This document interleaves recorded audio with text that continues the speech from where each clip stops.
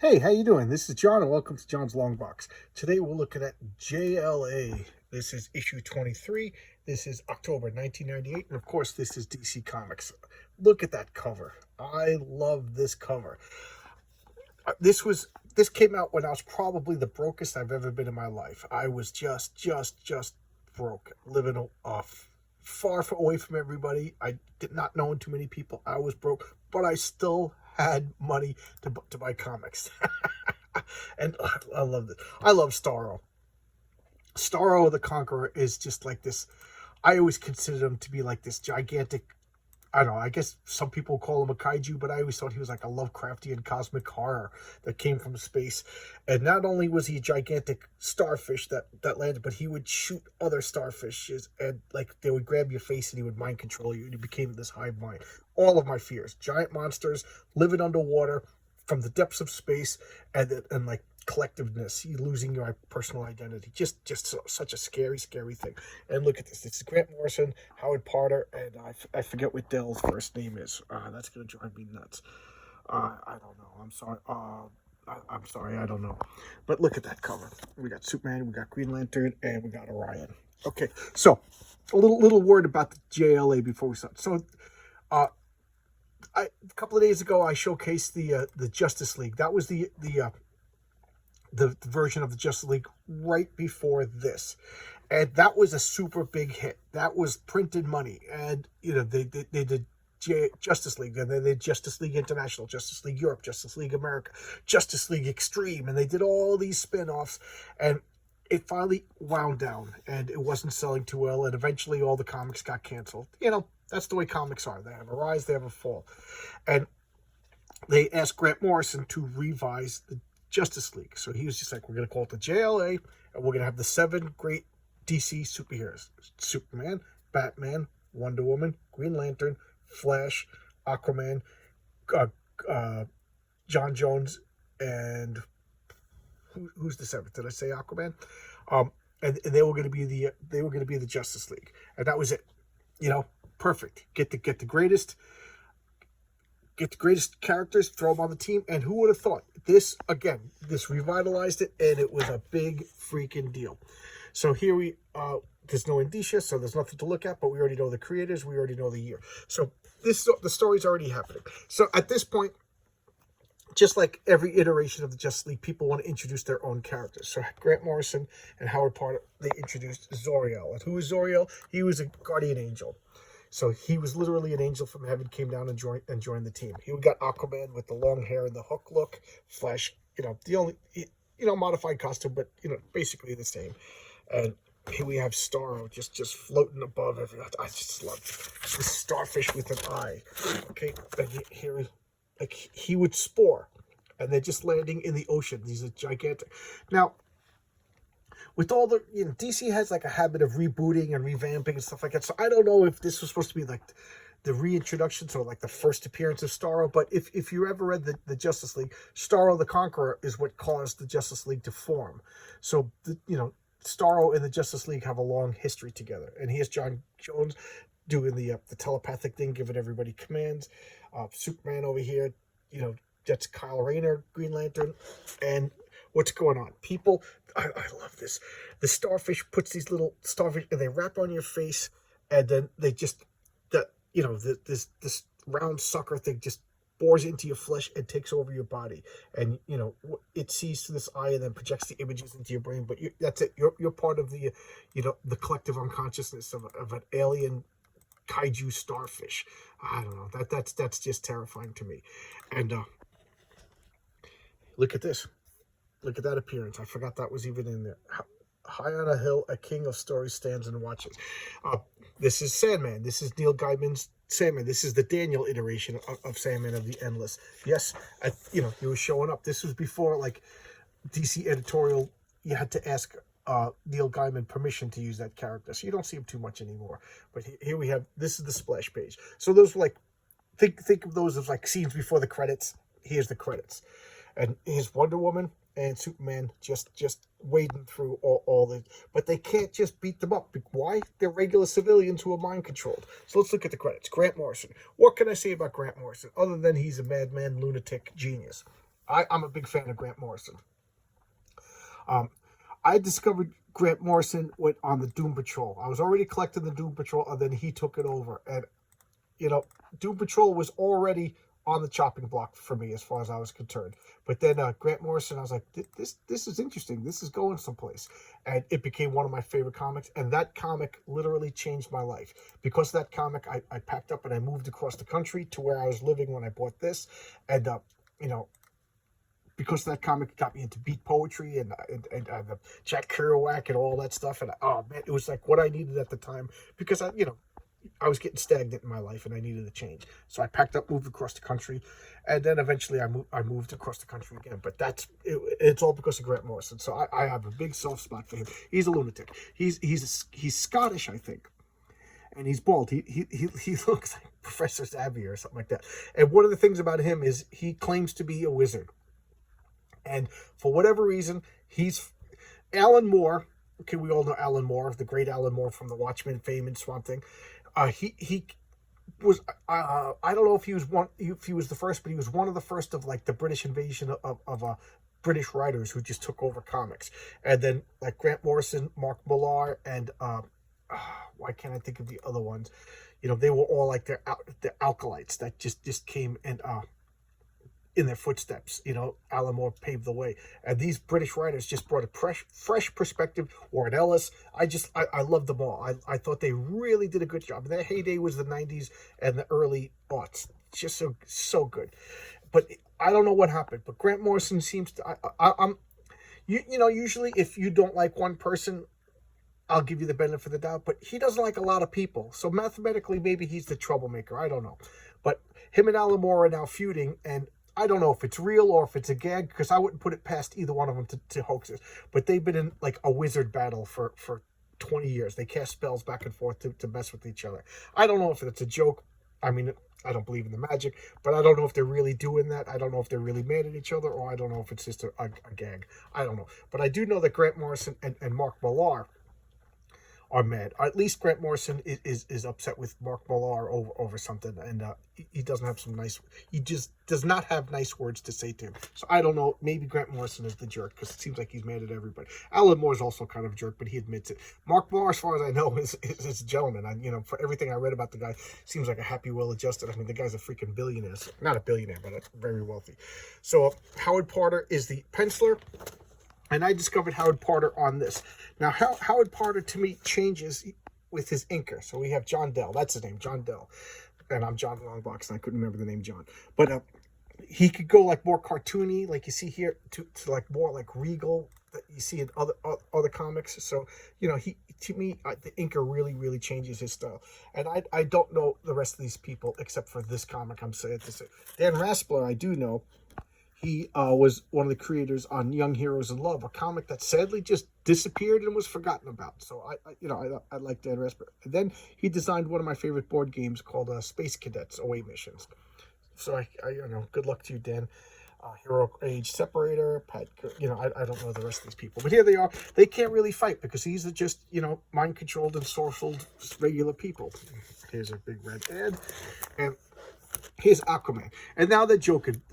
People started calling them the fish and fowl team, Aquaman and Zoriel, because he's got the bird wings, he's the fowl, and Aquaman, he's the fish.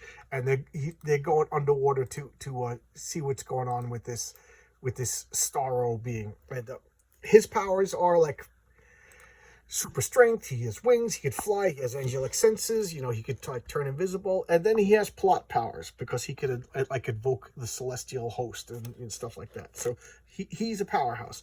And after 2011, you don't see him anymore. So I don't know if like Grant Morrison owns this character and doesn't give permission, but sometimes that happens. Like Grant Morrison had a couple of characters that he created, notably like Aztec, Zoriel, and then they were big, and then they just disappeared. So I don't know. I kind of like them both. And here, so Aquaman, he's like, I love this. I didn't want to show the next. I hope I didn't accidentally show the next page. So what was that? I'm not sure what I just saw. It looked like the whole sea bed shifted. Was that? My God, it blinked. How cool is that? So Aquaman is swimming just above what he thinks is the bottom of the sea. and it's just the eyeball of Starro. I love that. You can see all the fish swimming. Oh my God, that is so cool. Grant Morrison, you're a genius. I really love this because I'm attempting a telepathic probe. I feel it. There are oceans too big. So it is a starfish. It is aquatic, so therefore a marine. Aquatic is like freshwater, marine is saltwater, right? And he's attempting to communicate it, but he is communicating with it, but it is just too alien. So what does he do? He sends a telepathic message to John Jones, the Martian Manhunter, and he's an alien telepath. So so he's communicating with Starro, and then getting a telepathic boost from John Jones to make sense of this information that he's receiving from this totally alien, indecipherable being. I just think that's so cool, and that's one of the things I like about Grant Morrison is I hate this term, thinking outside the box. It's just I don't know, but Grant Morrison just looks at everything differently. That's the only way I could describe it. He has a different point of view, and I really appreciate it. I just really like it. I'm gonna gush. But I'll gush about Jack Kirby. I'll gush about Alan Moore, and I'll gush about Grant Morrison and Garth Ennis. But there you go. So now we're going back to Superman. Obviously pulling his punches because he could just punch these guys into mist if he really wanted to, but these are just regular people, and I think he's specifically aiming for the Starro things and his Wonder Woman. I must point out that this Wonder Woman is not Diana Prince. This is Hippolyta. This is her mother. John Byrne in the Superman comics, not in the Superman comics, in the Wonder Woman comics, had Hippolyta take places with Wonder Woman for a while. So this is her. Although you wouldn't tell just by looking at him. And look, he's pulling off some of the masks, and one of them goes on Superman, and I love this. So it's on Superman, and he's using his will to resist, and he just uses his heat vision to blast it off. I thought that was cool. I thought that was so cool. And Flash. You just stand around doing nothing. Go around ripping masks off at super speed. Maybe that would injure people. I don't know. And then here we have Orion. Orion is a Jack Kirby creation, and I've said over and over, I have a big soft spot for Jack Kirby creations. This was the New Gods. Jack Kirby, he worked for Marvel. He worked with Stan Lee, and they had a falling out, and he went for DC for a while, and then I forget exactly what year, but around 1970 or so, he created Darkseid, the High Father, Orion, and the New God story. And Orion is the son of Darkseid, the big baddie, and Darkseid's just a cool villain. And Thanos is a ripoff of Darkseid. Jim Starlin admitted it. And Darkseid, they lost a war with New Genesis, and as a treaty, they switched sons. So High Father gave his son scot-free to Darkseid, and Darkseid gave his son Orion to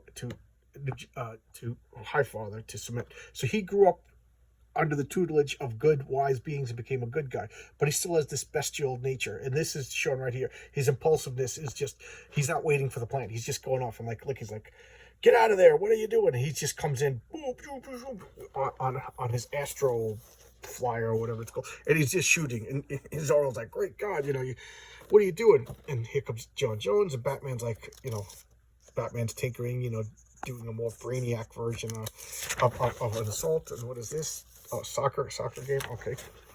And what do they do? And look at Orion's just flying in, shooting. Aquaman's like, I'm communicating. It's about to retaliate. The shock, pain. It's shock. It's in pain. And then boom. What is this panel we're looking at? It's using it like a laser out of its eye. Boom. And Orion is so tiny you can't even see him. So look at Orion. He's just enveloped in this. It's like Aquaman. So he literally got blown into space. That's how powerful the blast was, And they're like, you see, you should have listened to everybody. And Zor-El's looking to help Aquaman, and he manages to pull Aquaman out. And what's he doing? Saving Aquaman. And look at that. They're high up, like above the clouds. And he could finally see Starro in his full glory. And here's another gigantic Starro. Starro is like a hive being. There's one sentience spread over so many different organisms of various sizes. And then they made it so that there was an actual human form who was Starro. I don't know what's going on with that. And then Green Lantern's attacking, making ships, attacking everything, and there you go. And then Daniel of Dream, he's doing his part to help fight, and I'm sure that ticked off Neil Gaiman. But you know what? You made a deal with DC. You know what I mean? You made a DC character, so they're releasing everybody because of all the efforts of everybody. They got everybody to drop off the Starro beings, and then the Sandman takes all the reduced, because Starro, as he controls you, he doesn't just control you, he actually gains strength. So when everybody got released, he got weaker and weaker and weaker. Sandman shrinks him down and wears him, puts him in a fish tank. You know, there's the Corinthian skull, that's Azazel. You know, if you read all the Sandman, you know all these little trinkets. And Starro is defeated. And, oh, now here's a little epilogue 2 months later. So this is a bizarre little part of DC, and I just read that this hasn't been reprinted anywhere. So if you buy the trade paperback, you're not going to get these 2 pages. And what are these 2 pages? This is Queen Hippolyta saying goodbye, and she's leaving, and then the regular Princess Diana is coming back. So you would be confused because you wouldn't know that Hippolyta left and Diana came back to be Wonder Woman. And then these freaks teleported, and this is the Justice League A, or the Justice Legion A. And who are they? They're the Justice League from 3,000 years in the future. That's Superman, the Robin, the Flash, rather, the Wonder Woman from the future, Aquaman from the future, Batman from the future, Our Man from the future. And why is this here? Because this is one of the many DC events. This is DC 1 million. And this is called a 5th week event. And comic books come out like every Wednesday, and there's 4 Wednesdays a month. Well, some months and sometimes there's a 5th Wednesday, so there's no comics scheduled. So what they do is they fill it up with a 5th week event, so that they have actual products to sell. You know, they want people to go to the comic stores or whatever every week. They count on money. So this was a rushed, I don't know if it was rushed, I said that, but I don't know if it was a 5th week event. And they just made, like, let's imagine the 1,000,000th issue of each comic. So next issue in series is actually not 24, it's actually JLA 1 million. So they figured out how many months were in a million. They said it was like 3,000 years in the future, and then like, let's pretend that this comic was never canceled and it reached the 1,000,000th issue. What would that comic be? So there's Superman 1 million, there's JLA 1 million, there's Hitman 1 million, there's Young Heroes in Love 1 million. There was another comic that I really like called Chase 1 million. And that was the month a lot of the stuff like Chase got canceled. Young Heroes in Love got canceled. Unceremoniously, they were just gone. So that's 1998. But anyway, the 1 million was kind of fun, kind of interesting. I like some of the designs, but it was ultimately unnecessary, you know.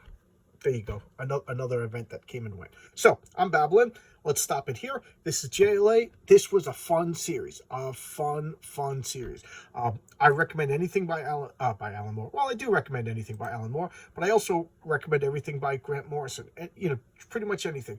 To be honest, I haven't read any of his current stuff, because he was writing Green Lantern, and I should check it out. Anybody know if the current Green Lantern by Grant Morrison's any good? It's got to be good. You know, let me just know if you enjoy it, and should I pick it up. Okay, I'm going to stop here. I'll see you guys tomorrow with another video. I hope you're enjoying my stuff. Thank you guys so much. I appreciate that you're watching my videos. Thank you so much. I'll see you tomorrow. Bye-bye.